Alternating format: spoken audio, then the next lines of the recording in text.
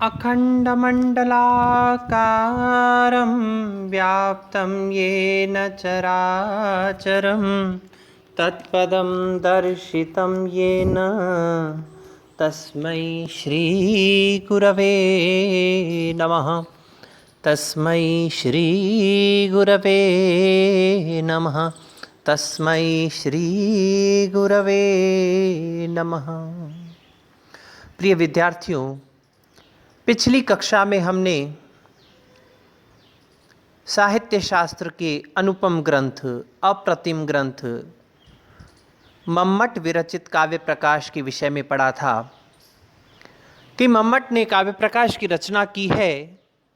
साहित्य शास्त्र के अनेकानेक सिद्धांतों का वर्णन उसमें किया। 10 उल्लास है, कारिका भाग, वृत्ति भाग और उदाहरण भाग, उसकी चर्चा की। कारिका और वृत्ति के उदाहरण के रचनाकार मम्मट को माना गया है, जबकि उदाहरण मम्मट ने अनेकानेक ग्रंथों से उद्धृत किए हैं। आज हम काव्य प्रकाश के मंगलाचरण के विषय में अध्ययन करेंगे। मंगलाचरण से ग्रंथ का प्रारंभ करेंगे। प्रथम उल्लास।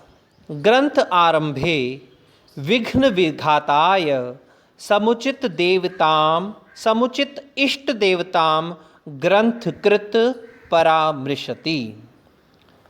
ग्रंथकार, ग्रंथकृत, ग्रंथ के आरंभ में ग्रंथ की रचना करने से पूर्व विघ्न विघाताय, विघ्नों के विनाश के लिए, समुचित इष्ट देवताम, उचित इष्ट देवता का परामृशति, स्मरण करते हैं, उनका मंगलाचरण करते हैं, उनको याद करते हैं।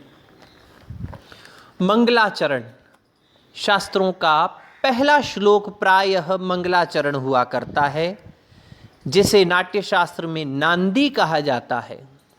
नांद्यन्ते देवा अनेन इति नांदी, जिसके द्वारा, जिस श्लोक के द्वारा, कारिका के द्वारा, मंगलाचरण के द्वारा देवता इत्यादि प्रसन्न हो, उसे नांदी कहा जाता है। यह नांदी अष्टपदा या द्वादशपदा हुआ करती है। 8 पद होते हैं इस नांदी में, और या द्वादश पद यानी 12 पद वाली होती है। यह मंगलाचरण, यह नांदी 3 प्रकार की मानी गई है। एक वस्तु निर्देशात्मक, दूसरी नमस्कारात्मक, तीसरी आशीर्वादात्मक। जिस श्लोक में, मंगलाचरण में किसी देवता को नमस्कार किया जाए, वहाँ पर नमस्कारात्मक मंगलाचरण, नमस्कारात्मक नांदी होती है। जैसे कालिदास विरचित रघुवंश महाकाव्य को हम देखें तो प्रथम सर्ग का प्रथम श्लोक है, वागर्था संप्रक्तौ वागर्थ प्रतिपत्तये जगतः पितरौ वंदे पार्वती परमेश्वरौ। जगतः पितरौ वंदे पार्वती परमेश्वरौ। वाणी और अर्थ के समान मिले हुए जगत के माता और पिता, पितरौ जगतः पितरौ, जगत के माता पिता की मैं वागर्थ प्रतिपत्तये, वाणी और अर्थ के ज्ञान के लिए, शब्द और अर्थ के ज्ञान के लिए, शब्द और अर्थ के समान जुड़े हुए जगत के पितरौ, माता और पिता, पार्वती और परमेश्वरौ वंदे, कि मैं वंदना करता हूँ, उन्हें प्रणाम करता हूँ, उन्हें नमस्कार करता हूँ। बिल्कुल सीधा सीधा स्पष्ट है कि यहाँ पर नमस्कार किया है देवता को, तो यहाँ पर नमस्कारात्मक मंगलाचरण है। अभिज्ञान शाकुंतलम का पहला श्लोक देखिएगा। या सृष्टि सृष्टुराध्या वहति विधिहुतम या हवीर्या च होत्री, ये द्वे कालम विधत्तः श्रुति विषय गुणा, या स्थिता व्याप्य विश्वम, याम आहु सर्व बीज प्रकृति रीति, यया प्राणिनः प्राणवन्तः प्रत्यक्षाभिप्रपन्नस्तनुभि रवतु वस ताभि अष्टाभि ईशः। ध्यान दीजिएगा, तनु भी अवतु, अष्टाभि तनु भी, भगवान शंकर 8 मूर्तियों वाले, 8 प्रकार के तत्वों से शरीर को धारण करने वाले भगवान शंकर आप सबकी रक्षा करें। यानी जो इस ग्रंथ का अध्ययन करेगा, इस ग्रंथ का अध्यापन करेगा, उन सब की भगवान शंकर अपनी अष्ट मूर्तियों के द्वारा, अष्ट स्वरूपों के द्वारा उनकी रक्षा करेंगे। ये आशीर्वादात्मक मंगलाचरण हुआ। फिर कालिदास के ही दूसरे ग्रंथ मेघदूत की तरफ हम आगे बढ़ेंगे। वहाँ का पहला श्लोक है, कश्चित कांता विरह गुरुणा स्वाधिकारात् प्रमत्तः। अंतिम पंक्ति को अगर आप ध्यान से देखें तो वहाँ पर यही आता। पूरे इस श्लोक को अगर उठा करके देख लेंगे, कहीं पर भी किसी देवता का नमस्कार नहीं किया, किसी देवता का आशीर्वाद नहीं प्रदान किया। इस ग्रंथ का प्रारंभ का वस्तु निर्देश किया गया है कि इस ग्रंथ में किस चीज, कश्चित कांता विरह गुरुणा स्वाधिकारात् प्रमत्तः शापे नास्तंगमित महिमा वर्ष भोगेन भर्तु यक्षश्चक्रे जनकतनया स्नान पुण्योदकेषु स्निग्ध छाया वसति तरुषुम रामगिर्याश्रमेषु।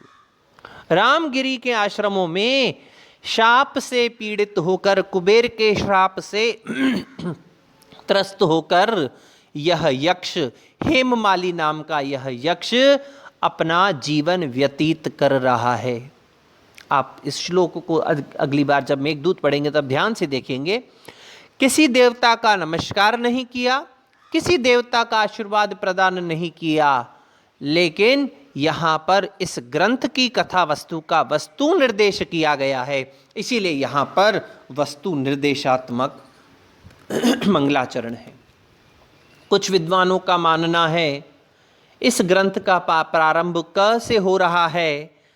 कश्चित, तो क यहाँ पर क संज्ञक प्रजापति के लिए आता है, तो ये कहा गया कि यहाँ नमस्कारात्मक है। इसी प्रकार अभिज्ञान शाकुंतलम जो हमने देखा कि अभिज्ञान शाकुंतलम का जो कि आशीर्वादात्मक मंगलाचरण था, उसके विषय में भी विद्वानों ने बाद में अपना तर्क दिया, अपने अपने विचार आचार्यों ने प्रस्तुत किए कि यहाँ पर 8 प्रकार की मूर्तियाँ हैं और 8 प्रकार के तत्वों का वर्णन, किस प्रकार से सूर्य है, चंद्र है, किस प्रकार से दुष्यंत के द्वारा स्थापित गर्भ को शकुंतला ने धारण किया, ऐसा करके उसमें से उन्होंने वस्तु निर्देशात्मक मंगलाचरण भी द्योतित हो रहा है, ऐसा विद्वानों का मानना है। और 8 मूर्तियों के द्वारा भगवान शंकर के स्वरूप का वर्णन करने के कारण से कुछ विद्वानों का मानना है कि यहाँ पर वस्तु निर्देशात्मक, आशीर्वादात्मक और नमस्कारात्मक तीनों मंगलाचरण है। लेकिन हमें उस प्रकरण में आगे नहीं बढ़ना है। हमें तो यह ध्यान देना है कि कोई भी मंगलाचरण हो, किसी भी ग्रंथ का प्रारंभ जो है इष्ट देवता के स्मरण से किया जाता है, तो उसे हम मंगलाचरण कहते हैं, उसे नांदी कहा जाता है, क्योंकि देवता लोग उस नांदी से प्रसन्न हुआ करते हैं। अब काव्य प्रकाश का प्रथम कारिका जो है वह है, नियतिकृत नियम रहिताम हालादेकमयीम अनन्य परतंत्राम नवरस रुचिराम निर्मितिम मा दधति भारती कवे जयति। यह मंगलाचरण, इस मंगलाचरण में 2 प्रकार की सृष्टि का वर्णन है। एक ब्रह्मा की सृष्टि, दूसरा कवि की सृष्टि, कवि की वाणी। नियतिकृत नियम रहिताम, जो नियति के द्वारा निर्धारित नियमों से रहित है। कौन? कवि की सृष्टि। और ब्रह्मा की सृष्टि कैसी है? नियतिकृत नियम सहिताम, नियति के द्वारा निर्धारित नियमों के सहित, नियमों से युक्त।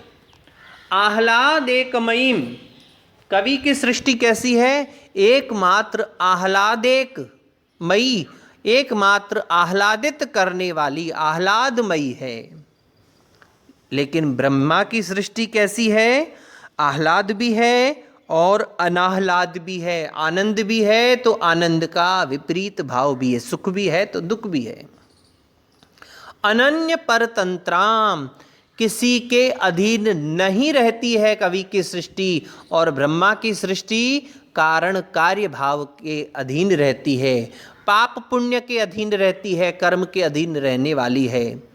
नव रस रुचिराम, ब्रह्मा की सृष्टि 6 रसों से युक्त है, लेकिन कवि की सृष्टि नव रस रुचिराम, 9 रसों से निर्मित ऐसी कवि की सृष्टि जयति, सर्वोत्कृष्टशालिनी है।